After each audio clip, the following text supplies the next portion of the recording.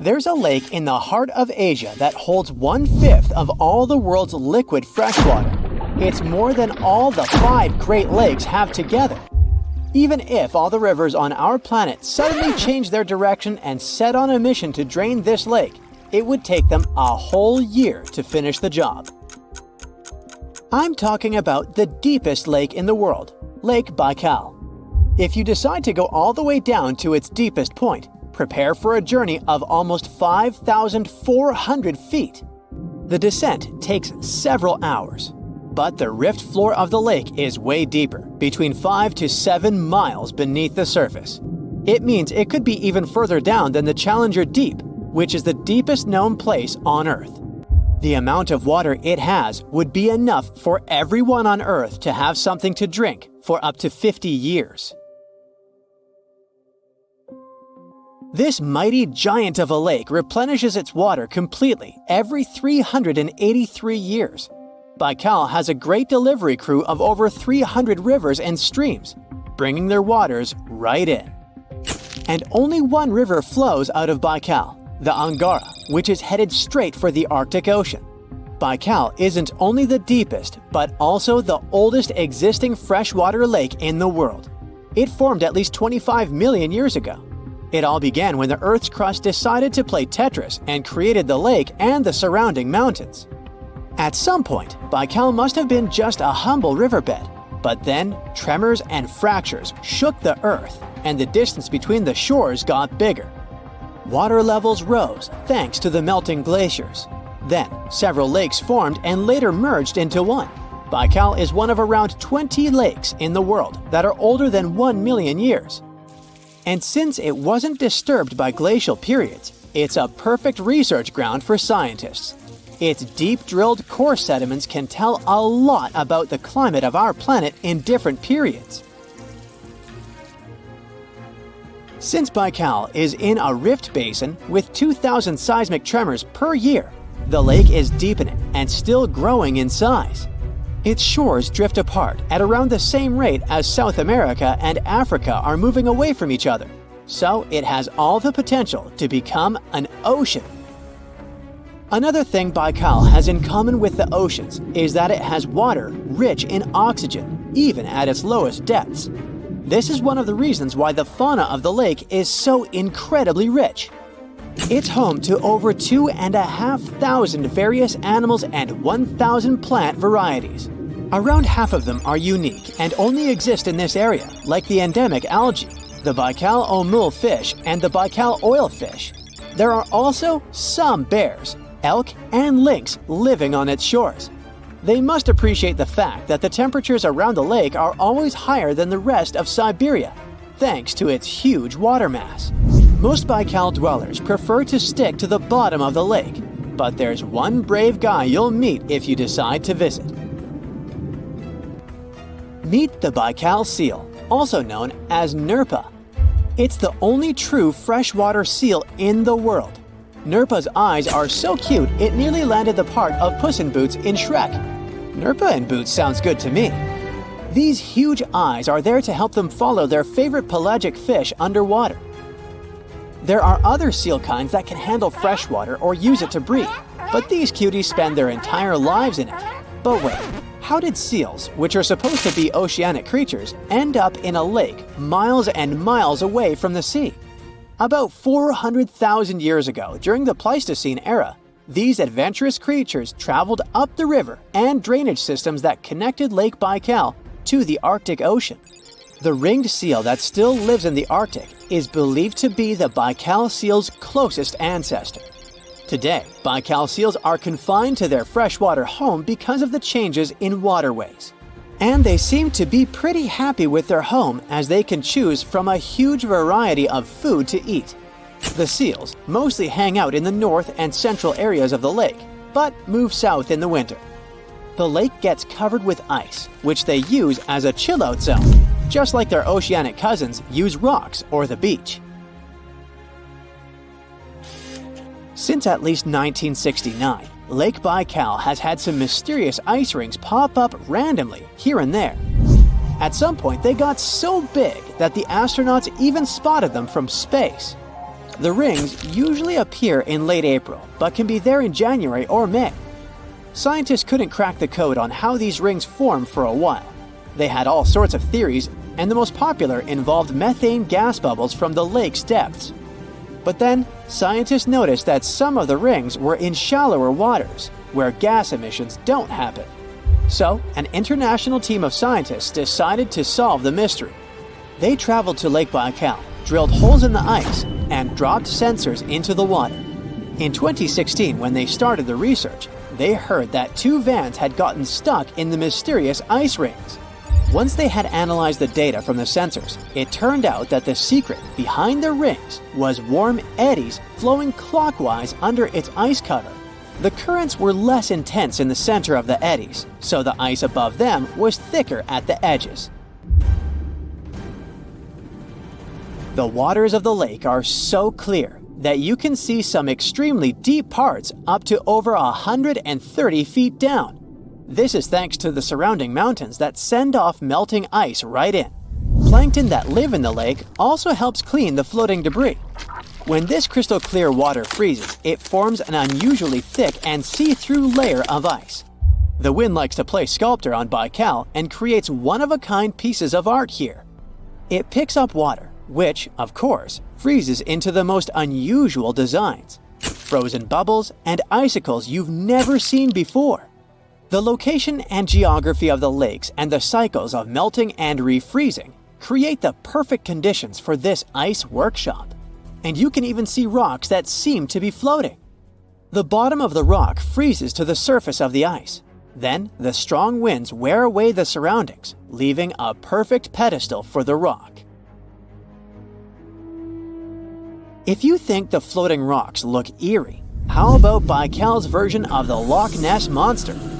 The local Buryat people have a legend about the water dragon master that lives in the lake. A dragon is believed to be the most powerful creature living on Earth in Asian mythology.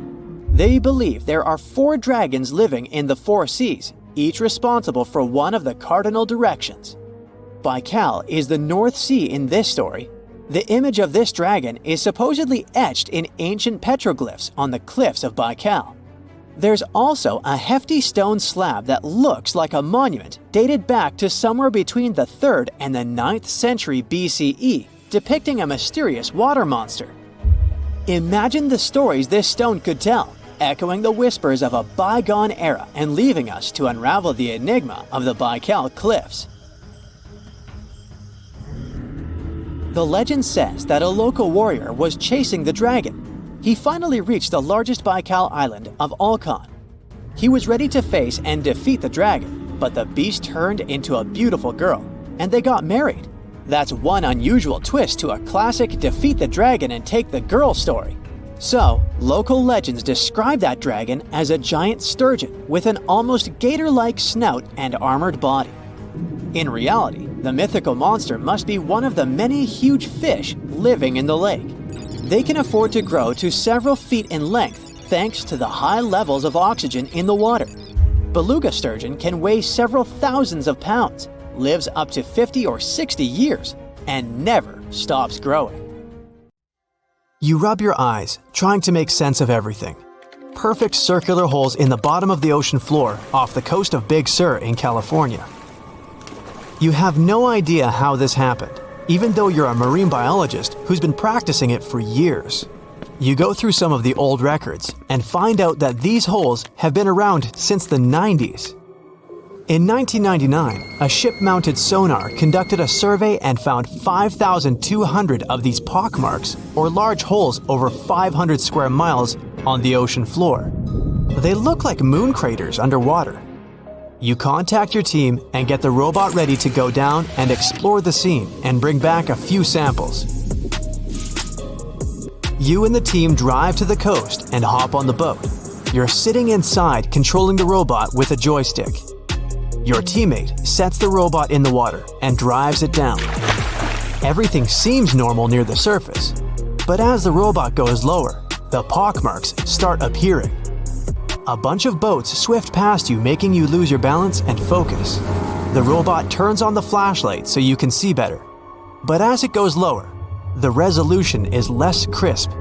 It almost reaches the bottom, and the holes are smooth and nearly perfect circular shapes. Some of these holes that were visible in the sonar reading measure more than 30 feet across and 15 feet deep.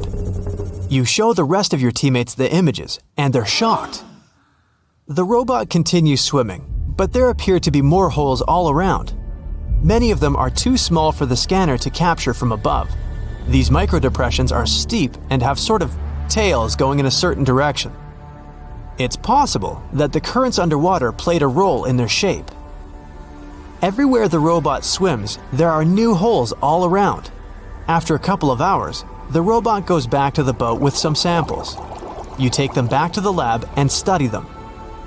The robot clearly captures images of human trash, but the samples don't indicate anything alarming for now. Despite the fact that 1/3 of the pockets are filled with trash, there's still no explanation of how they were formed. It's late at night and the rest of your team heads back home. You're passing out in the lab, still trying to find some answers. You wake up the next day, and while cooking breakfast, you get this idea that maybe these holes are gases venting out, which could be harmful to marine life. You quickly get the robot and sail out to the ocean once more. This time, you didn't even think about calling your teammates. You place the robot in the water and get behind the screen to control it. The robot descends to the bottom of the ocean and does a survey. So far, the holes still seem to be covered with trash. But some of the holes have marine life dwelling inside, like fish and seaweed. After much scanning, it doesn't look like they're producing any bubbles, which means there aren't any gases venting out, but you're determined to find them. After a while, you reach one of those large pockmarks, and the robot starts scanning around. You find some bubbles coming from a source, but the robot can't reach it. It swims around trying to find a spot, but nothing. You bring the robot back to the lab and work on it. You attach some mechanical arms on it that can lift things and move them. You bring the robot back down to the same spot, but the bubbles aren't as frequent as before. You use the arms to move some of the trash and find out that the bubbles are being produced by a group of crabs chilling next to a pile of plastic. Bingo! The bad news is, you still don't have a clue why the microdepressions and pockmarks exist. As you try to control the robot to go back to the surface, an octopus wraps its tentacles around it, pulling the robot down. You struggle with the controls and push it to maximum power, but the suctions of the octopus are too strong to break off. It's a game of tug-of-war with the octopus and your robot. It takes the robot under a pile of trash, thinking it's lunch. But you use the arms to maneuver the robot out and swim back to the surface. You go back to the lab even more confused. The robot has collected more samples for you to study. Your eye is glued to your microscope, trying to figure out what's going on, but nothing. You decide to do a carbon dating test to determine how old these holes are. After a while, you check out the results and are even more stunned than before. They show that the holes are around 400,000 years old, so it's likely that human trash wasn't the cause for all this. You pull many all-nighters trying to figure out the truth. You gather your team once more and hold a small press conference about this. You claim that this may be something we should be extremely worried about, but you still can't tell them more than what you know. With all the brain work put together, you find out that the large pockmarks haven't changed or been active for more than 50,000 years. The newer holes were most likely created by human trash settling in the bottom of the ocean floor. The marine life gathered some of this trash like plastics and discarded fishing gear and created homes for themselves. This is why around 4,500 of the holes are newer and have trash in them. But it still doesn't answer why the holes appeared in the first place. You're back to square one. The only way to see what's really going on is to clear up the trash from underwater and study them. The story makes headlines in the local community and catches the attention of a cleanup crew. You organize a trip to the ocean and begin the extraction of all the trash. Many cleanup boats arrive and everyone drops down a net to collect the trash. You send down the robot once more to make sure the nets are hitting the right spot. As most of the trash is being collected, many marine life animals scramble and try to find a way to escape. Everyone makes sure not to hurt them. After a couple of weeks, all the holes are cleared up from the trash. You do another sonar scan from the surface and can see the holes clearer than before. But you still don't have an answer for this. You do some more research trying to see if any other holes appeared around the world. On the other side of the country is a mysterious blue hole off of Florida's Gulf Coast. You catch the nearest flight to Florida and make an appointment with the scientist in charge of the expedition. Blue holes are underwater sinkholes that open below the seabed. Just like on the surface, the underwater world also has sinkholes. This one is called the Green Banana and is 150 feet below. And the hole is 435 feet deep. You dive with some special gear with the rest of the team to a barren ocean floor, and the hole is right there in front of you, looking like an oasis in the desert. You and the rest of the scientists are surprised by the diverse marine life dwelling within. Some sea turtles swim past you, and even sharks. These ones don't harm humans. Halfway through, you reach a narrow path, which makes it difficult for humans to pass through. But everyone is careful. There are corals, sponges, mollusks around the corner. You collect some samples and go back to the lab. Blue holes in general are richer in nutrients than barren lands and host plenty of unique marine life. They're quite common and don't pose any sort of threat to anyone. After making the connections, you don't think the holes off the coast of California have anything to do with blue holes. The mystery goes on. Lake Titicaca is a real record breaker. It's the highest navigable lake in the world. It's also the second largest lake in South America. It sits at 12,500 feet above sea level. That's 2/3 as high as Mount Kilimanjaro. But there's a mystery beneath the waves of this body of water that separates Peru from Bolivia, an ancient city that scientists discovered in the year 2000. That's when a team of international archaeologists came to the shores of Lake Titicaca to investigate talks of a site hidden underwater. Since the 1950s, there were rumors among the local population of its existence. It took them 200 dives to reveal the full scale of the lost city. Luckily, the waters near the Bolivian shore weren't too deep, around half the height of the Leaning Tower of Pisa. They found 24 structures in total. They were spread across an area the size of 2 football pitches. There were agricultural terraces, complete with a stone wall. They even discovered a section of a paved road. But the most important find was a temple. More than 20,000 artifacts have been retrieved from it. Cooking utensils and ornaments were made from stone, gold, and ceramics. A real archaeological treasure trove.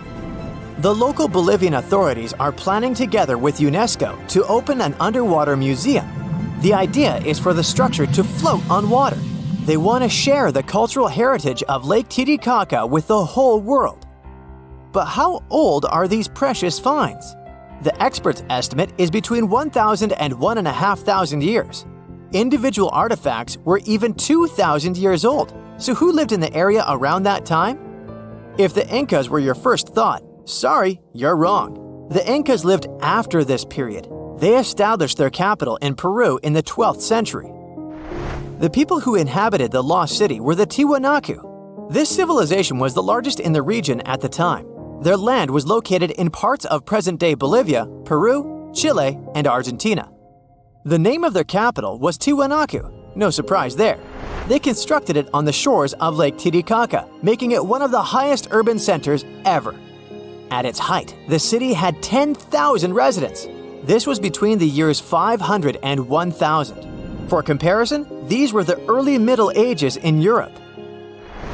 Scientists don't know much about the culture of this pre-Columbian civilization. They never developed a written language. The more famous Incas didn't write down words as we think of them today either. Instead, they used a system of knots tied in ropes. It was called quipu. They had different colors, but science still hasn't cracked the code. However, the Incas' spoken language, Quechua, survived until the present day. There are some 12 million speakers of it spread across South America. And for the Inca people, Lake Titicaca held special significance. It's an essential part of their creation myth. According to legend, a deity emerged from the lake with some human beings. He ordered the sun and the moon to rise into the sky. With their help, he then created other humans from stone. He brought them to life and commanded them to go and populate the planet. For the Incas, Lake Titicaca was a place of birth. They believed that the spirits of the deceased returned to the lake. An important part of the myth is Isla del Sol. It's Spanish for Island of the Sun.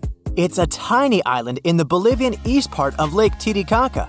On its northern tip, there are mysterious ruins. This is a stone maze that scientists believe Incan priests used in their rituals.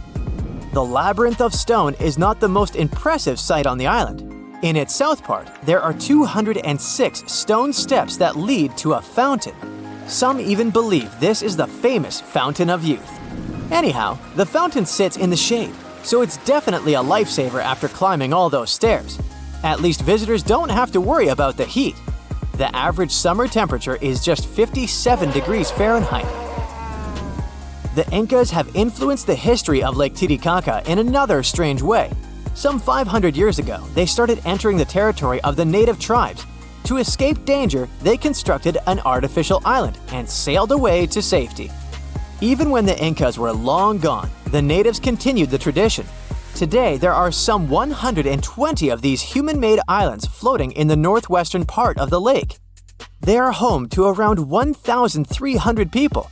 The natives make them from totoro reed, a durable, water-resistant plant that grows in the area. Lake Titicaca's rich cultural history has earned it its Incan nickname, the Cradle of the World. But it's not the only lake in the world that hides an underwater city. Take, for example, Turkey's largest lake, Lake Van. It sits in the far east of the country, and it covers the surface 2.5 times bigger than London. Its turquoise blue waters are popular with tourists. Local archaeologists thought there was something interesting about the lake, but then a discovery stunned the scientific community. Divers found a fortress, together with a city, under Lake Van's surface. They recorded intact sections of the wall at least 10 feet long. Just by looking at the site, archaeologists estimated it was 3,000 years old. That places it in the Iron Age. The underwater city was the original hub for a long-lost ancient civilization. The ruins of their village can still be seen around the lake's edge. That's why historians believe that the recently discovered city was submerged over time as water levels in the lake rose. It remained hidden until the 21st century because of the lake's depth. At its deepest point, Lake Van would completely submerge the Petronas Twin Towers in Kuala Lumpur, Malaysia. The second largest lake in the Middle East was excellent at hiding ancient secrets. Just like Lake Atitlan in southwestern Guatemala, it got its name from a Mayan city that today lies underwater. But it wasn't always like that. Some 2,000 years ago, the Mayan settlement sat on an islet in the middle of the lake. Their view must have been impressive as it is today. Lake Atitlan is inside a volcanic crater in a spectacular highland setting. 3 cone-shaped volcanoes rise on the horizon above the water surface. No wonder people think this is the most beautiful lake in the world. But the Mayans had to abandon the settlement as water levels became too high. Experts believe that the root cause for the loss of the city was an ancient volcanic eruption. The estimated surface area of the site is about half the size of New York's Ellis Island. It now sits at a maximum depth of 65 feet. Scientists geolocated the site and are in the process of mapping the lake floor. They've discovered numerous buildings, pieces of ceramics, and stelae. These are stone slabs that stand upright and commemorate an event or a person. But these are not the only archaeological sites hiding under the waters of Lake Atitlan. Sama Bay was the first underwater Mayan city that the world heard about. A Guatemalan diver discovered it by chance in 1996. The funny fact is that he named the site after himself. There's a good reason for this. At first, no one believed the recreational diver and a native to the region. His grandmother had told him legends of a sunken church. It turned out that these folks' tales were true. In the years that followed, archaeologists descended into the area to confirm the find. They mapped the site using sonar technology. They even excavated parts of the structure that were lying on a raised section of the lake bed. The reason it went under, literally, was probably a volcanic eruption or a landslide. The intact pieces of ceramics they found suggested that the inhabitants left in a hurry. This happened around the year 250, at the height of the Mayan civilization. In Utah, in the middle of the desert, there are striped ponds that seem to be something from another world. The color gets even more dramatic, contrasting with the red Moab desert. The ponds have those stripes because of the evaporation. The more water there is, the more vibrant the blue shades appear. The electric blue color is artificial, though. People add cobalt blue dye, so the water absorbs more sunlight and evaporates faster. As the water disappears, the crystals of salt and potassium are left behind, which are gathered later for chemical production. You don't want to swim in there. Another unusual lake that has its looks thanks to evaporation is Spotted Lake in Canada. In winter and spring, it looks just like a regular lake. But in summer, when the sun gets scorching hot, some water evaporates, but small pools of minerals are left behind. The polka dot spots are usually green, yellow, and bluish. There are no two similar pools. They all have different colors and sizes. Don't get too close here, this place is quite sensitive. Now, if perfection is something you're after, head to Northern Ireland. The place, called the Giant's Causeway, has no extraordinary waters, but the surrounding stones and columns look so smooth and impeccable that it's kind of hard to believe they were created by nature. All those cracks were formed thanks to a volcanic eruption, but the legend has it the site was made by a mythical giant named Fin McCool. He must have been really cool. In Turkey, there's a spectacular site called Pamukkale, which means cotton castle in English. Again, legend has it that giants had something to do with it. This time, they left some cotton there to dry, and it later turned into those stunning formations. Scientists kind of disagree with it and claim that it's all about minerals left by the thermal waters. It's up to you who to believe, but there's one undoubtable thing. This place with turquoise thermal water has no look-alike in the world. If you ever pop in this place, don't miss a chance to take a look at ancient Roman ruins left there.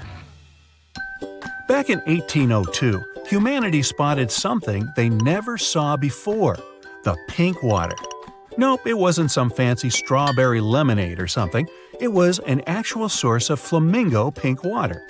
Meet Lake Hillier, located in Western Australia. It's not hard to guess that it attracts people because of its unique color. It never changes and stays pink throughout the year. No giants spotted adding pink dye there, so this time it's all about algae, bacteria, and high salinity. It's totally safe to swim there, but nobody can do that. Regular tourists just can't visit it. Turns out Lake Hillier isn't the only pink water source out there. In Senegal, there's Lake Retva, which looks almost exactly the same. It looks like an extra-large milkshake for the same reasons: high salinity and algae that loves salt. These algae produce red pigments to help absorb sunlight, so the lake color gets even more intense in the dry season. The notorious Thor's Well isn't as dangerous as they say, but it looks a bit scary at high tide. The water fills it from underneath, bubbling and bursting up. Then this vigorous spray of water goes back into that hole, so it seems endless. One more place that depends on tides is Mont Saint-Michel in Normandy, France. The magnificent castle is surrounded by water, but not permanently. Choose the time wisely, it all depends on the moon. The highest tide can be seen 36 to 48 hours after a full moon. Chances are, if you come there at the wrong time, you'll see nothing but a couple of puddles. The Budagayka crater in Siberia looks like a doorway to the neither. It's about a half-mile long and nearly 300 feet deep, and it never stops growing. The deeper it gets, the more layers it has. They show what our planet looked like thousands of years ago, as the slumps reveal the used-to-be climates. The crater appeared back in the 60s, and it all started because of rapid deforestation. Trees no longer cast shades on the ground, and it got hotter. The permafrost melted, the soil cracked, and the crater appeared. In the middle of the Atacama Desert, Chile, you can spot a super weird thing. The rocks rise out of the sand right in the shape of a hand. No giant here again, just a sculptor-artist who made it. Some desert rocks can even walk. Walking rocks, also known as sailing rocks, can move on their own and leave long tracks across one of the valleys in California. Scientists even installed GPS navigators on some of them, and they showed those rocks can move pretty fast. Many researchers believe it's all about temperatures. At night, the desert almost freezes over, and the sheets of ice formed underneath melt during the day, so the rocks literally slide. Gippsland Lakes, Australia, can glow at night. Bacteria get agitated in the water when the algae bloom, and their movements give that bioluminescent effect. Still, the beauty of red algae bloom is extremely misleading. Red algae contain high levels of ammonia, so think twice before diving in. It's safer to enjoy the scenery on the shore. Just a tip, you should probably do that with your nose closed. The decaying algae doesn't smell like roses. Phew. Water often glows because of bioluminescent jellyfish, and so do caves. In New Zealand, there are glowing worms that emit greenish-blue luminescent light. You can see these guys only in total darkness. These worms are carnivores, and the main reason why they glow is to attract prey, so beware. They also make webs, just like spiders. To see them, head to the Waitomo glowworm caves. There are even guided tours. Chocolate hills? Yummy. The name is explained by colors. Those hills in the Philippines have a range of brown and green colors. Have you seen a green chocolate though? This spot has such a sweet nickname because the foliage gets brownish in the dry season. The hill shape is so regular that it's often mistaken for being artificial. Still, these are just some uplifted coral deposits, appeared because of rainwater. Just imagine a beach of ketchup spilled for miles and miles and a never-ending portion of French fries. Okay, it's just a dream, but a ketchup-red beach exists in real life in China. It's called Punjin, and it's at least 18 miles long. Usually, either giants or algae are responsible for such phenomena. This time, these are algae. They turn red in fall and make this beach one of the most colorful in the world. Good news, it's open to the public, but only a small section. We've seen a red beach, off to red waters. Antarctica isn't only white, it can be red too. In the Taylor Glacier, there's a crimson waterfall coming from a super salty lake. The water is rich in iron, which forms rust when it reacts with oxygen. The water stays liquid even at sub-zero temperatures because of the high salinity. Glass Beach in California is another beach that looks so incredible that many people don't believe it's not made by humans. Well, they're partly right. The glittering, colorful glass stones used to be bottles dumped into the ocean. The waves took these bottles, broke them down, polished them to perfection, and voila! The beach is ready. Another thing created by accident is Fly Geyser in Black Rock Desert, Nevada. An energy company was drilling the soil in search of geothermal water, and boom! Today it's a scalding fountain of green and red water rising up to 5 feet high. Well, let's play a guessing game. Why is the water colored? It was a random giant walking around who added some dye in there. Or it's the thermophilic algae. Right, it's all about the algae again. In western Venezuela, locals living close to the Catatumbo River aren't afraid of lightning because they see it almost every single night within the clouds. It starts at around 7 p.m. and doesn't stop until dawn. The everlasting Catatumbo lightning once stopped for a few months, from January to March 2010. It was probably due to drought. No magic algae in this river, guys. Many believe it's just because of cold and warm air currents meeting around the area. Now, this island may not have incredible natural phenomenon, colorful algae, or even giants, but it has an enormous population of cats. which makes it literally the best place in the world if you like cats. Cat Island in Japan has quite a plain story. Back in time, people would go there in search of silkworms. Mice feed on those worms, so cats were a must there. If tourists come there, they can stay in cat-shaped cabins. Clever. Naturally, no dogs are allowed there. Oh, and if you want to make a donation, you can always feed the kitty. Oh, gravity, you heartless so-and-so. Well, that's what I think when I trip over a stone and fall face down. Of course, I'm not clumsy, you know. Anyway, gravity is a constant, right? Something entirely unshakable that we can always rely on in this ever-changing world. Unlike, love. Feeling romantic, sorry. But what if I told you that it's not as honest and clear as you think? There are places on our planet where gravity behaves like it's gone crazy. And that's why you clicked here. So let's take a look. Magnetic Hill in Leh, India. There's a stretch of road in India that's been attracting tourists from all over the world. It's no different looking from the surrounding landscape, and you could easily pass it by without noticing, if not for one very unusual and a bit creepy thing. If you stop your car on the magnetic hill going up the slope and put it on neutral, it'll start crawling upwards, eventually reaching the speed of up to 12 miles per hour.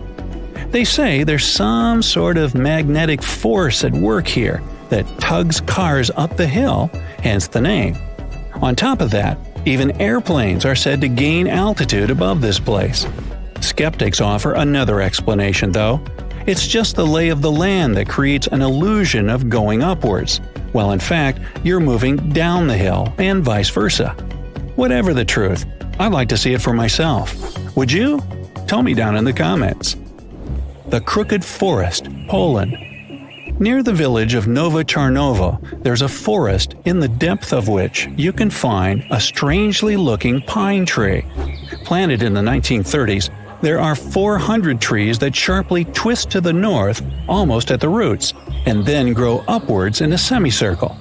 Although scientists offer different theories about the tree's weird growth, nobody can say for sure what made them look like that.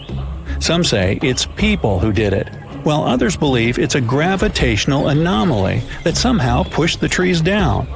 The trouble with this version, though, is that it would have had to stay there for years, and that only affected the trees. Still, no certain explanation exists anyways, so who knows? A waterfall, Faroe Islands. Ever seen an upward-moving waterfall? You can have a look at one on the Faroe Islands, halfway from Iceland to Scotland.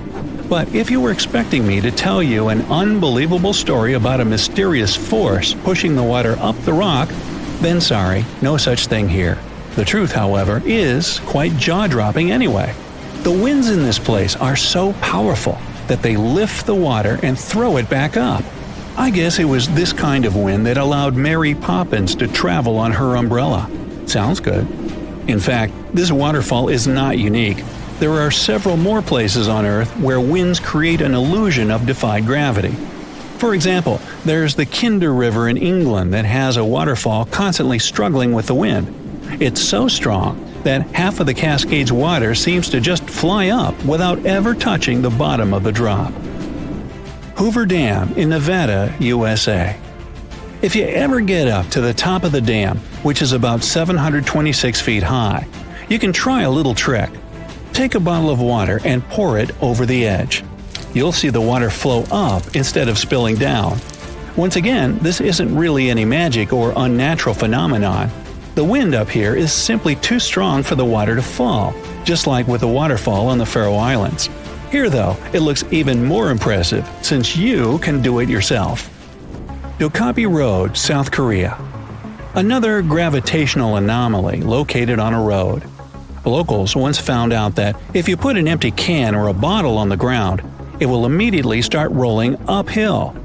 Unlike other such places in the world, though, Dokkaebi Road doesn't just create an illusion.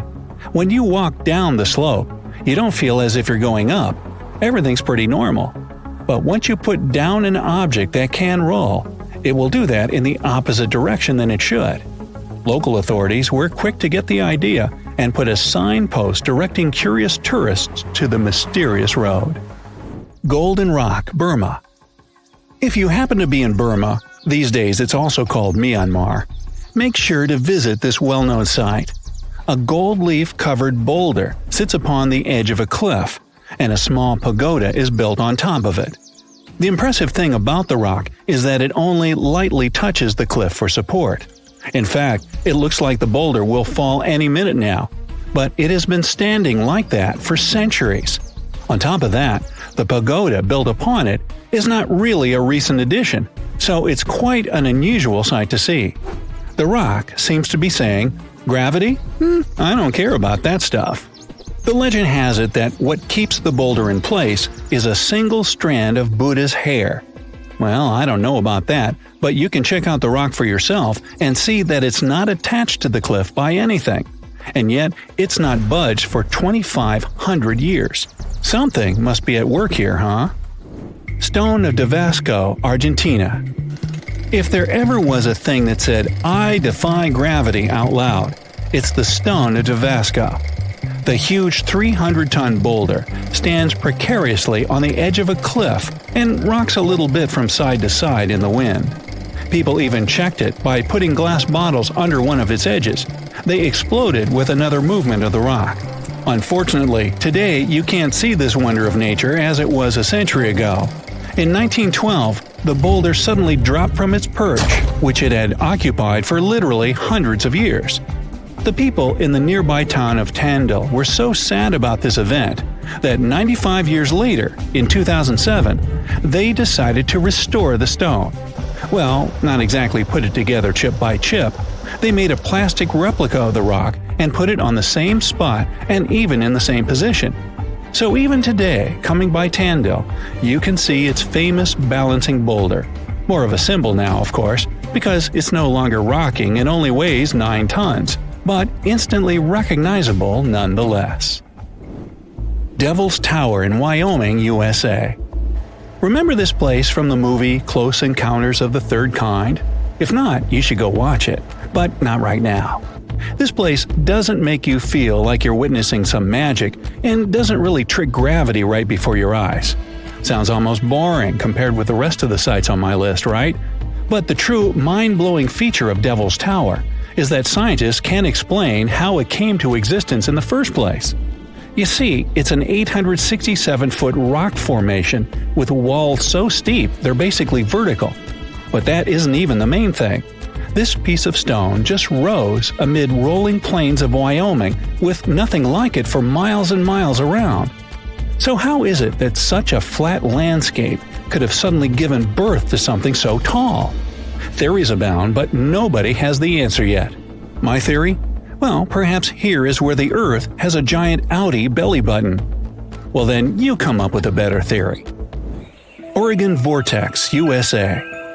The House of Mystery in Gold Hill, Oregon amazes its visitors with gravity-defying effects. You can't stand straight there, always leaning to the side and having to hold on to something for balance. Balls roll upwards. And there's also a broom that stands perfectly still wherever you put it, unlike virtually everything else in this shack. The local Native American tribes called this place the Forbidden Ground, even before the house was built there, and they avoided approaching it. The owners of the shack, though, decided to turn it into an attraction, and they succeeded. They created an atmosphere of mystery around the place and spread the news about it in newspapers and later on the internet. And voila, a perfect anomaly is made. In fact, it's no more than a curiosity, a human-made optical illusion that tricks your eyes and other senses. Hudson Bay, Canada. Okay, we've talked about some pretty ambiguous stuff, but now it's time for the real deal, the Hudson Bay anomaly. This is probably the only place in the world where gravity is indeed lower than anywhere else on the planet. Even skeptics can't smirk at it because the difference has been measured with precision equipment. So, does it mean that the gravity here is as low as, say, on the moon then? Unfortunately, or is it luckily, I'm not sure yet, the difference is minuscule. The exact value is 0.005% or 1/200th of a percent. You won't be able to feel it even if you try your hardest. but it's still there. Scientists say this anomaly exists because of the ice sheet that covered the area about 10,000 years ago. It compressed the rocks so much that they still can't fully recover, shifting the gravitational field in Hudson Bay. Sometime in the future, though, the gravity will return to normal in this area as well. No moonwalk for me then. On the outside, the surface of this lake looks like the aftermath of a disaster. Empty tree trunks spike out of the turquoise waters. The lake is surrounded by mountains, making it a quiet but unsettling place. But those who dare to swim under these dangerous waters will soon discover a whole new world.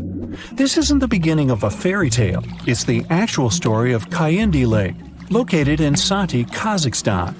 Back in 1911, an earthquake caused a major landslide in this location. The valley created eventually filled up with rainwater, practically submerging the forest. The trees that are located above the waters might look very sad, but beneath the surface, they remind you of an underwater forest. Since the waters are crystal clear most of the time, you can still see this fascinating view even from its shores. The ice-cold water makes this lake so tricky and, at times, even dangerous. And don't forget about all the algae, plants, and submerged trees that can rapidly become risky obstacles. Hey, I enjoy a steamy hot bath, but this boiling lake I'll tell you about now is really the stuff of scary dreams. It's located on the Caribbean island of Dominica, and its waters have temperatures between 180 and 197 degrees Fahrenheit. And that's just around the edges, since no one has ever dared to reach the middle of the lake to measure its core temperature. It's true that the heat can go down from time to time, but you never know when these waters may start to boil again. The place is also dangerous because of the gases it releases, such as carbon dioxide. It doesn't smell nice, trust me, but that's mostly because of the sulfur stuck in the steamy air. This seemingly calm lake also carries a dangerous surprise. Lake Manan, located in West Province, Cameroon. It's one of the few erupting lakes on the whole planet, similar to a volcano, and most of the time it does so without any warnings. Its last eruption dates back to 1894, when it caused serious damage. The chemical mechanism of such lakes works like a can of soda that you shake before opening. There are risky gases on the bottom of the waters, so any disturbance on the surface may trigger their eruption. Natron Lake in Tanzania may be beautiful to watch because of its unique reddish coloring, but it's definitely not a place you'd want to take a swim in. While the water is extremely salty, it also combines with algae, which, by the way, are responsible for the coloring. And that's not even the riskiest thing about it. Natron Lake has pH levels so high that they become corrosive. If you dampen a piece of dyed material in this lake, it'll soon be stripped of its color. These high levels of acidity can also cause serious problems to the human skin. It's not all bad for some creatures, as Lake Natron is the only home to over 2.5 million small flamingos. These acidic and brackish waters support their survival, so it's no wonder they like to stick around. Lake Nicaragua's danger factor has less to do with chemistry and more to do with its inhabitants. It's located on the border of Costa Rica and Nicaragua and is the largest freshwater lake in Central America. When you first look at it, you won't think it can be dangerous, but because of the bull sharks inhabiting it, I wouldn't recommend taking a swim. Sharks tend to be unpredictable and at times intimidating creatures. Plus, they will eat everything if needed. Scientists initially believed this species of shark was only found in this lake, but they soon discovered that people had seen the same sharks in the Caribbean Sea. These astonishing creatures not only cross a distance of over 120 miles to get here, but can also adapt to freshwater, something not all fish can do. Belize's Great Blue Hole may seem alluring to divers. I mean, it has a gorgeous deep blue color and is pretty close to the mainland, about 62 miles. The problem is that beneath the surface of these tranquil waters is a mixed-up series of tunnels which contain many types of coral and other wildlife. These caves are what makes diving through the Great Blue Hole tricky. More so, specialists discover that deeper into the waters there are fewer and fewer creatures. Why? Because of a hidden layer of hydrogen sulfide that spans over the whole width of the sinkhole. Since there's no oxygen, no creature can ever survive this deep into the hole. Lake Lanier is the largest lake in the state of Georgia. It has a lot of visitors each year, about 11 million, so that's about the same number as visiting the Louvre Museum in Paris. Despite its popularity, a lot of accidents happen on this lake, and nobody knows for sure why. One of the explanations may lie beneath the surface of this mysterious lake. There's a lot of debris and rubble in there, along with random objects that have been tossed in, like boats, lawn chairs, and even fishing wire. All this creates a tricky underwater obstacle course. With the added low visibility on the surface of the lake, this place can become risky to navigate. Another one of those lakes that looks like someone might have overdone with editing is the Grand Prismatic Spring, located in Yellowstone National Park, which stretches into the states of Wyoming, Montana, and Idaho. Swimming here is completely prohibited. Why? It's 189 degrees Fahrenheit in the center, almost close to boiling temperatures, and the outermost ring reaches around 131, hence the colors. Since the center of the water is way too hot for any life to make it, there's nothing clouding the surface. The lack of any living organisms here creates that vivid blue that looks almost painted over. On the small Mediterranean island of Cyprus, there's not a lot of rain during the summer. That's why some bodies of water here become so dry that in certain areas they get covered in a layer of baked salt. It's the case for the Larnaca Salt Lake. Now don't be fooled by the eerie landscape. These lands can easily become a trap. That's because it's easy to get confused about what's actually a dry surface and what's just a thin layer of salt on top of water or mud. More so, underneath the crust are salt crystals, which can cause problems for people's skin. Samisen Hole is one of the most dangerous places to swim in the whole of Thailand. It's because it's very deep, reaching 280 feet, and gets extremely dark. At certain points, as divers get lower, they can even reach places with zero visibility. No wonder a lot of people get confused and can't seem to find their way up anymore. The largest lake in Africa and the third largest lake in the entire world is called Lake Victoria. Not all of its waters are unsafe for people, but some regions can rapidly cause problems. Why? Particularly because it has its own isolated weather system, and that makes the weather really unreliable. It can go from bright and sunny to terrible in a matter of seconds. I mean, who would want to get caught swimming in the middle of a storm, right? Pustoye Lake is located in Siberia, so I'm guessing I don't need to tell you the waters here get extremely cold. But if you look at the lake, there's nothing out of the ordinary with these waters. Is that completely true? Most likely not, and people tend to avoid swimming here at all costs, even if they can resist the freezing cold waters. So, what makes Lake Pustoye so mysterious and dangerous? Well, nothing seems to want to live here, and scientists have yet to discover why. They tried to fill the lake with many types of fish and various plant species to see if they could survive in the waters, but the results were disappointing.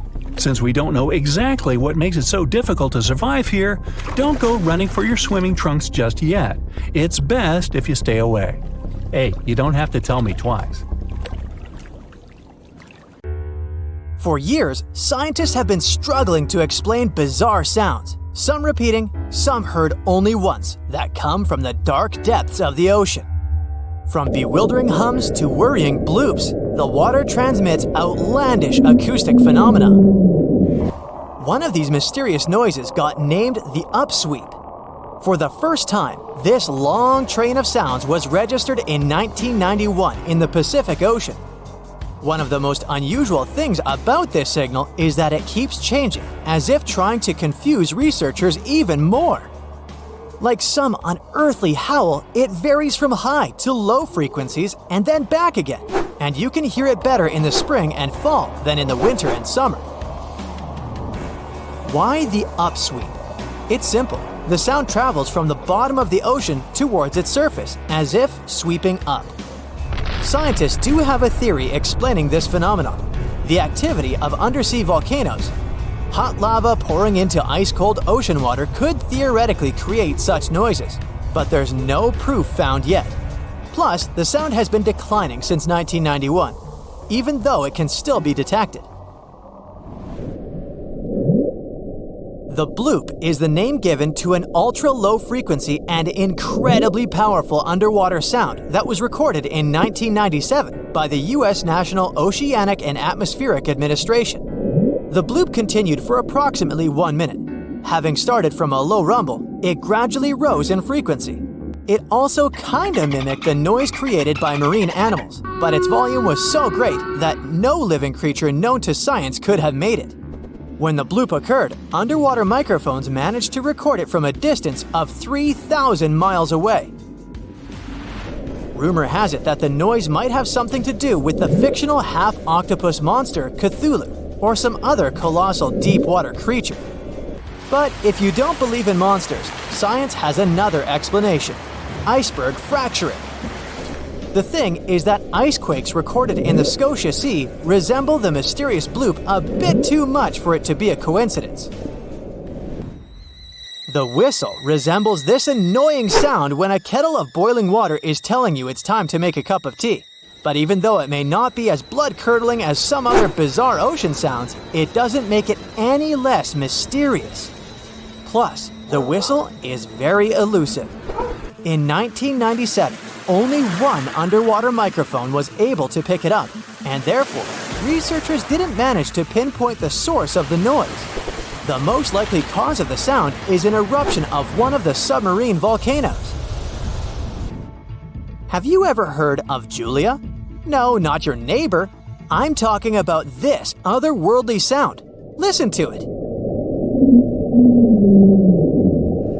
It was recorded in 1999 by the U.S. National Oceanic and Atmospheric Administration. The source of the sound was most likely a large iceberg that ran aground somewhere in Antarctica. The sound was so loud that it was heard over a huge territory, and its duration was about 2 minutes and 43 seconds. Slow down. That's the name given to a sound recorded in 1997 in the equatorial Pacific Ocean.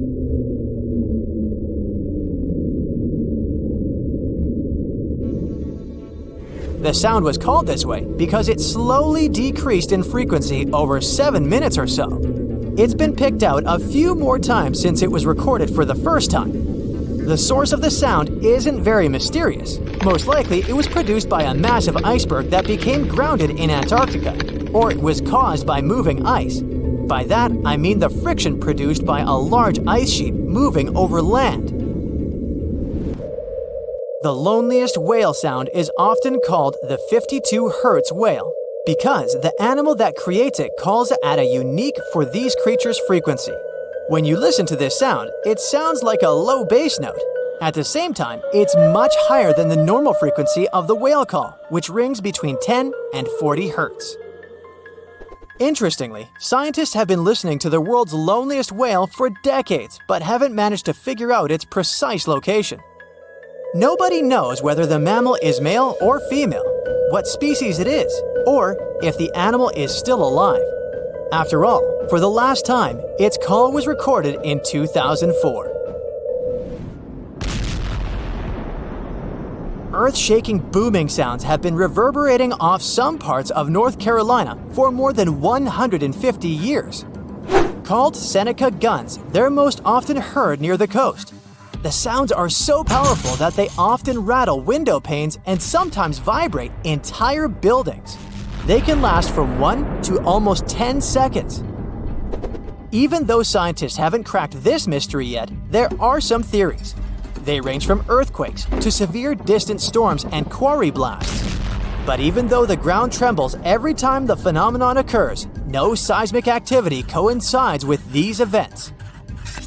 So far, scientists have come to the conclusion that the mysterious sounds happen in the atmosphere, not on or under the surface of our planet. If this theory is true, bolides might be the answer. These extremely bright meteors often explode once they enter Earth's atmosphere. Or Seneca guns might be born in the ocean. Sometimes, when enormous waves collide far away from the shore, you can hear it, even if you're nowhere near the coast. Seneca guns are a type of skyquakes. You don't need to travel to a particular part of the world to hear one of those. Mysterious sonic booms ramble from the sky everywhere, from the US to India and Japan. Just like Seneca guns, this sound phenomenon occurs mostly near the coast or a big body of water. Rattling glassware and windows in the nearby houses, skyquakes could be connected with ultra-fast airplanes breaking the sound barrier. But people started hearing the first skyquakes in 1824. The theories trying to explain this phenomenon include sand dunes shifting, meteors entering the atmosphere, distant volcanoes erupting, Earth's crust cracking during earthquakes, and even gas bursting out of underground vents in the sea or lake bottom.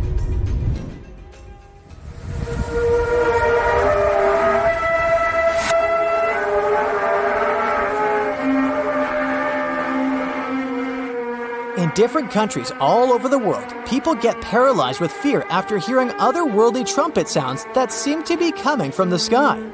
The inhabitants of the US, Canada, Australia, Germany, and the Philippines have already heard this hair-raising noise since it was first recorded in 2008.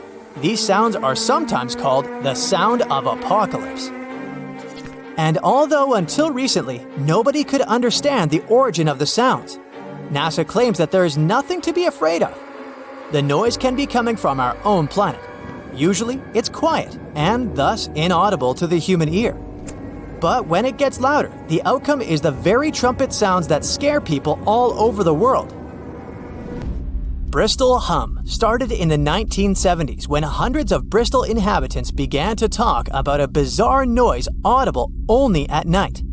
The noise was a low-level hum, and nobody could identify or trace the source of the sound. But the strangest thing about the noise was that one day, it stopped as abruptly as it started. But not before people in other towns across Britain reported hearing similar sounds. Some time ago, the mysterious sound returned. In 2015, a group of French scientists claimed that they had solved the mystery of the Bristol hum.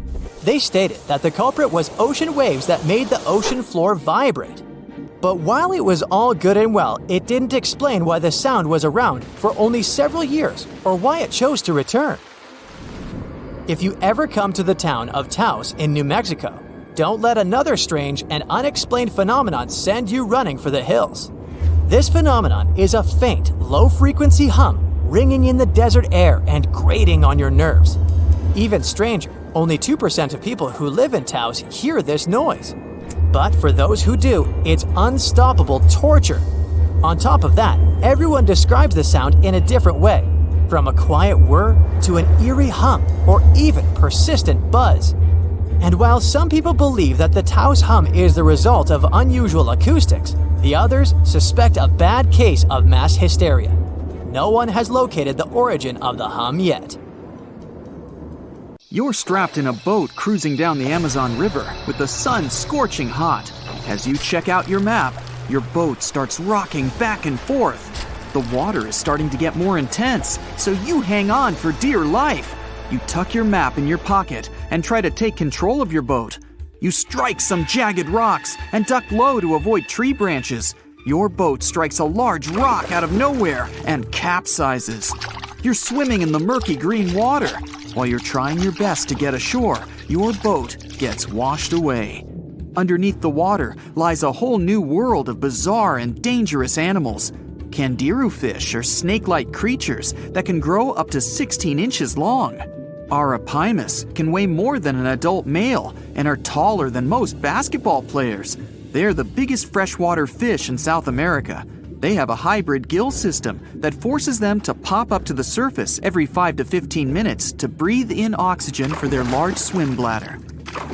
You swim out of the raging water and dry yourself off. Oh no, your map is completely soaked. There's no way you can get to your destination without it. You venture into the thick rainforest, shoving the branches and leaves away. As you get deeper, you notice something on a tree. It's barely moving, but it's got sharp claws and a raggedy coat. It stretches its arm to another branch and tries to pull itself up, ever so slowly. Sloths sleep more than half their days and only head down from trees once a week. They're so motionless, they sometimes grow algae and moss on their fur. The rainforest gets denser with each step until there's barely any sunlight illuminating the path in front of you. You notice a figure following you. With every branch you step on, you can hear a faint sound right next to you creeping around. You start walking a bit faster, and the sound catches up with you. You make it out of the dense part and tread along a narrow path until you reach a cliff. You can't walk normally here, so you pin against the wall and walk sideways to cross the hills. You slowly move across with the river 30 feet below you. You move your right foot, and some rocks fall into the river. You keep going and misstep. You're about to fall, but you hold on to a large tree branch and pull yourself up. You notice a couple of colorful poison frogs inches away from your fingers. Touching any of these frogs can be extremely dangerous and harmful, despite their amazing color patterns. The golden poison frog is one of the most poisonous animals in the world. One of them hops right next to you, so you let go of the branch and fall back in the river. The river is washing you down until you reach a calm current. Underneath you is a swarm of piranhas swimming with their sharp teeth. The red color on their skin is unmistakable, so you swim off like an Olympic athlete. Piranhas will eat anything that gets in their way, no matter the size. You grip onto a log and climb up a small rock to catch your breath. There's a huge electric eel underneath the rock. Despite their name, they're more related to catfish than eels. They use their powerful 600 volts of electricity to defend themselves and catch food. You're stuck, unless you're like the common basilisk that can run on the water like a jet ski. These incredible lizards have special webbing on their toes and can run the distance of a basketball court. You hop on a bunch of rocks until you reach the land. You continue walking along the riverbank until you come across a moving rock. You rub your eyes and see it moving again. It's a dinosaur-looking turtle that resembles a crocodile with armor. The mata is a freshwater turtle that disguises itself with its surroundings to catch prey. Their heads stretch longer than their bodies. You shimmy your way past it and continue. You head back into the rainforest and find a spot to rest. Wait, there are giant ants everywhere. They're the biggest ants in the world and can produce one of the most painful stings out there, even comparable to a wasp's sting. You immediately get up and find another place to rest. As you continue walking along, you notice the same feeling of something following you. You can hear some leaves rustling, but it's getting dark and there's no way of telling. You find a nice little spot to build a campfire and catch some Z's. But in the Amazon, everything is a threat. Except for those cute capybaras wandering around.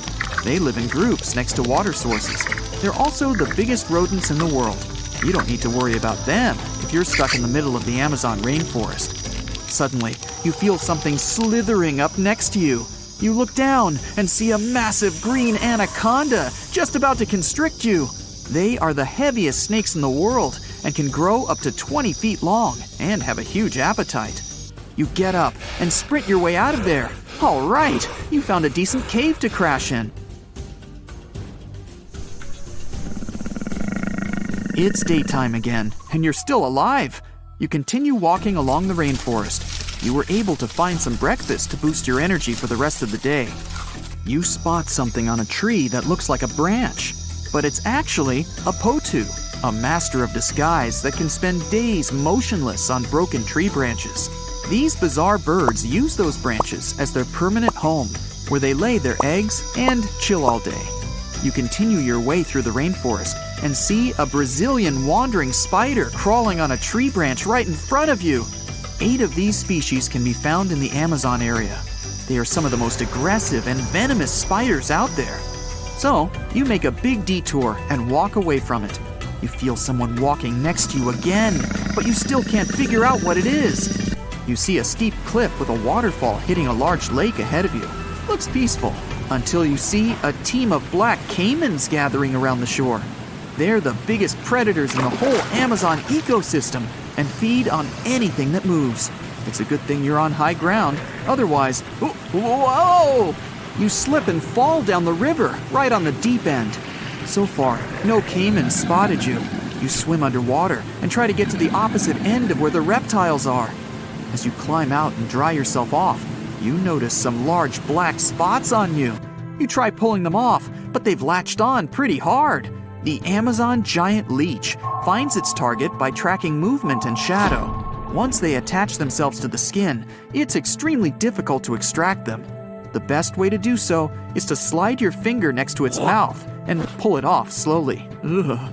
You manage to get them off your body and see that the caimans are swimming towards you.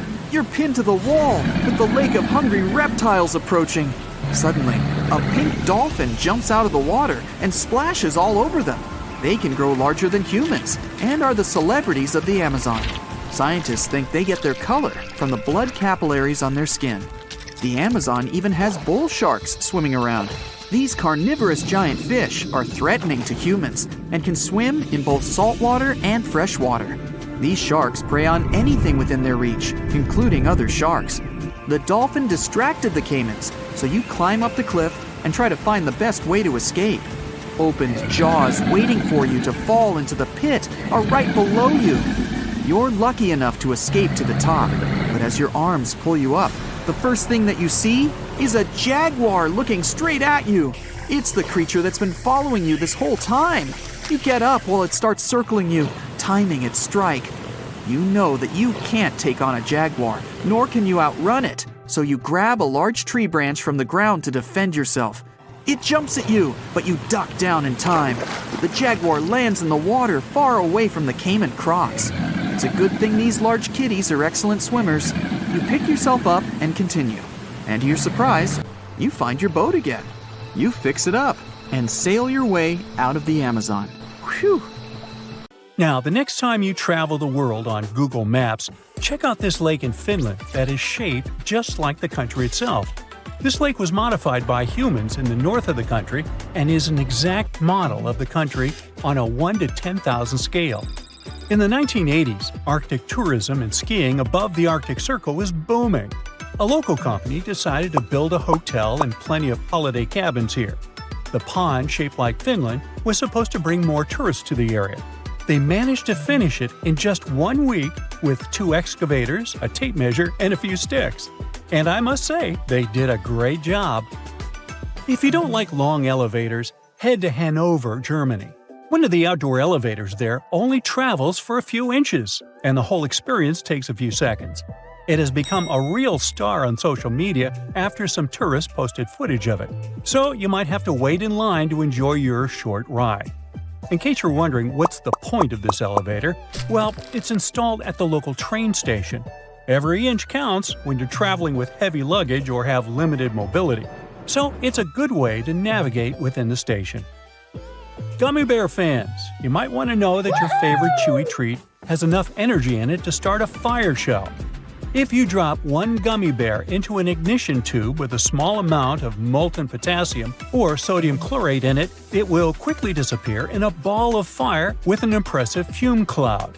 First, potassium chlorate melts. Then the melted potassium chlorate breaks down and releases oxygen. The sugar in the gummy bear burns quickly, turning into carbon dioxide and water, which gives off a lot of energy. After everything cools down, you can look at what's left. The black stuff is unburned carbon, the white solid is potassium chloride, and the caramel-looking stuff is partially burned sugar. So we only have 6 muscles in our outer ear, and cats have an impressive 32. That's why they can rotate their ears 180 degrees and use them to show their current mood. If you see the ears are upright and facing forward, you have one happy cat. If the ears are rotated to the sides, sort of like airplane wings, or angled backward, your kitty must be really stressed or afraid of something. Ears held low or rotated to the sides could be a sign the cat is sick, so watch out for those. A stray dog in Brazil got a job as a professional car consultant at a local Hyundai dealership. The company manager noticed a stray pup next to the dealership and started leaving food and water for his new friend. Other staff members also fell in love with the pup and finally decided to adopt him. The doggy got a home, a job, and the name Tucson after Hyundai's popular compact SUV. Tucson's job includes wearing a tie, getting behind the wheel, and winning over the hearts of customers.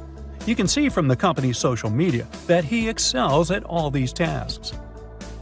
In Mexico, they like to spice up mango and citrus fruits with salt and chili pepper. You can try mango with a shrimp taste in the Philippines and salted watermelon in the southern states. When you're eating a sweet fruit sprinkled with salt, You'll notice the salty flavor with the first bite, and the sweet fruity taste follows a bit later. And when you get used to it, it feels as juicy and amazing as ever. It's most likely because salt affects the sweet taste receptor for sugar, and then the real magic happens on a molecular level. You can try and put salt on any fruit you like, but the effect will be different. Salt can make sweeter fruits like cherries and strawberries even sweeter and balance the flavor of grapefruit, pineapple, and watermelon. Now, back in 1956, long before the first dating apps were a thing, or apps in general, a Swedish sailor named Ake Viking decided to ask the sea for help to find a soulmate. He put a short message to someone beautiful and far away in a bottle and let it travel the world. 2 years later, he received a reply from a girl named Paulina from Sicily. She wrote that she wasn't really beautiful, but she thought it was super cool that the bottle had covered such a huge distance. That's why she decided to let the sender know she had found it.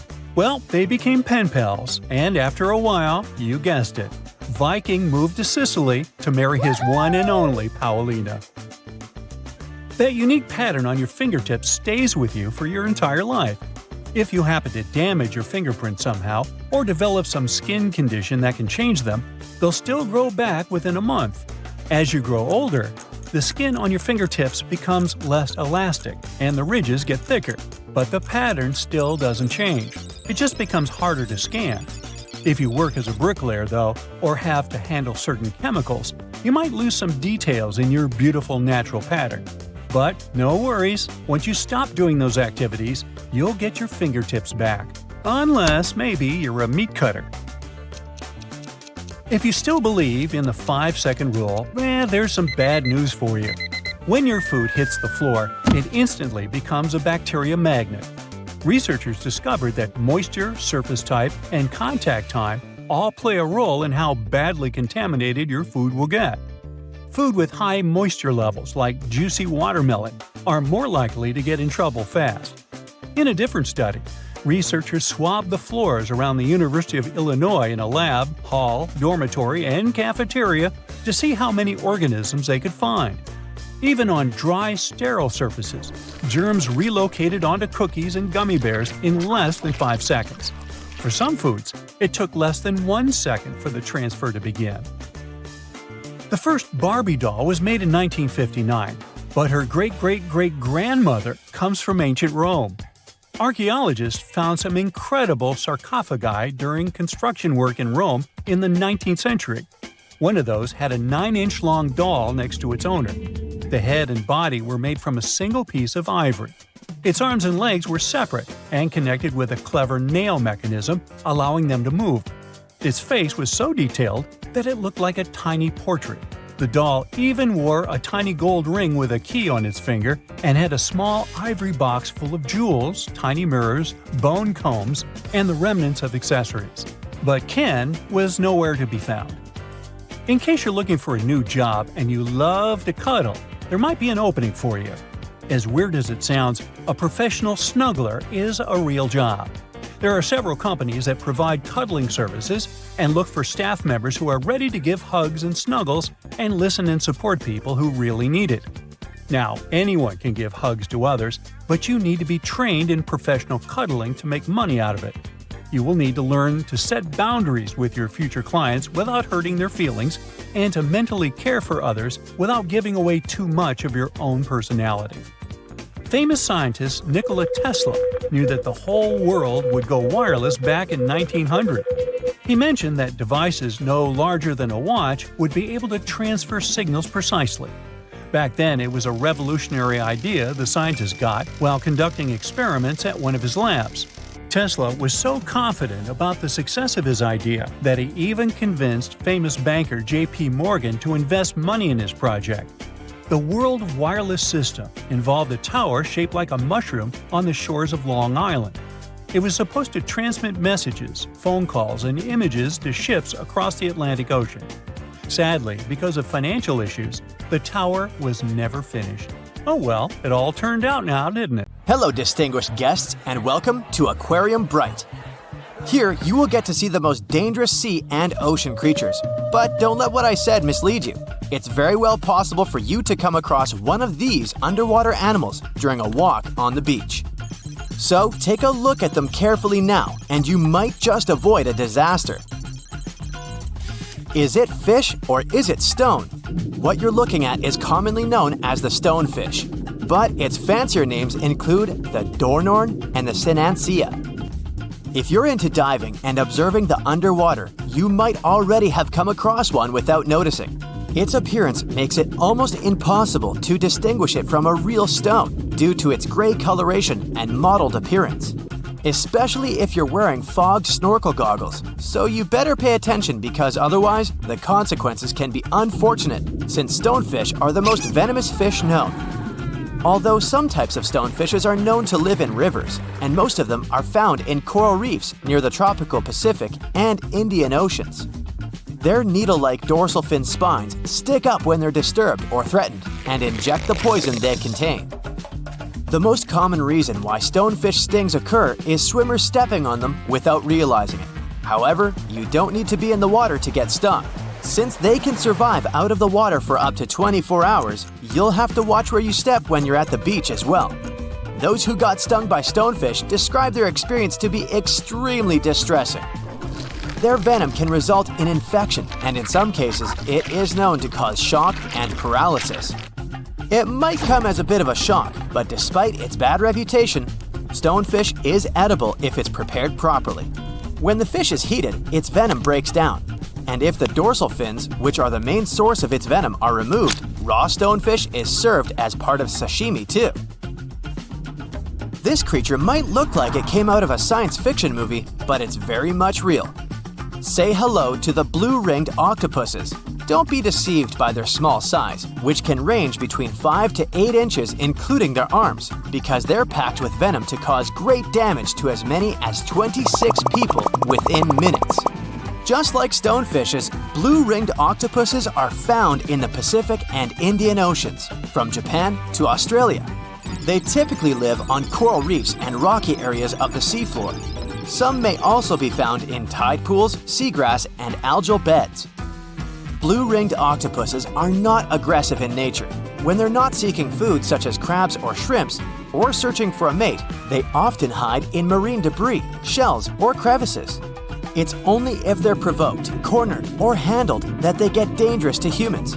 When they're threatened, they turn bright yellow or blue iridescent rings appear all over their body as a warning display towards the potential predators. Their bites usually come unnoticed, so you might not be able to realize you're bitten until it's too late. The venom of a blue-ringed octopus can cause dizziness and loss of senses and motor skills, and ultimately, paralysis. So better try to keep your hands to yourself and back away in a hurry if you see one. Nope, it's not a flower bouquet, so don't try to pick and smell one of those pink tube-like things. What's standing before your eyes is a marine animal called a flower urchin. It may look gorgeous, but don't let the looks deceive you. It was named the most dangerous sea urchin in the 2014 Guinness World Records. Flower urchins inhabit the tropical areas of the Indo-West Pacific and are found among coral reefs, rocks, sand, and seagrass beds at depths of 0 to 295 feet. The most noticeable feature of them is their pedicularia, which are claw-shaped defensive organs that are also found in sea stars. What makes flower urchins differ from any other sea urchin is the fact that their pedicularia is, as the name suggests, flower-like, and usually pinkish-white to yellowish-white in color, with a central purple dot. Hidden underneath those flowers, they possess short and blunt spines.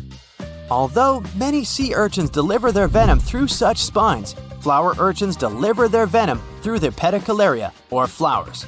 If they're undisturbed, the tips of these flowers are usually expanded into round, cup-like shapes.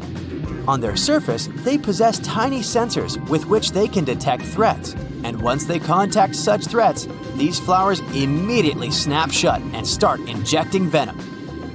What's weird is that the little claws of the flowers can sometimes break off from their stalks, stick to the point of contact, and continue injecting venom for hours into whoever touched it.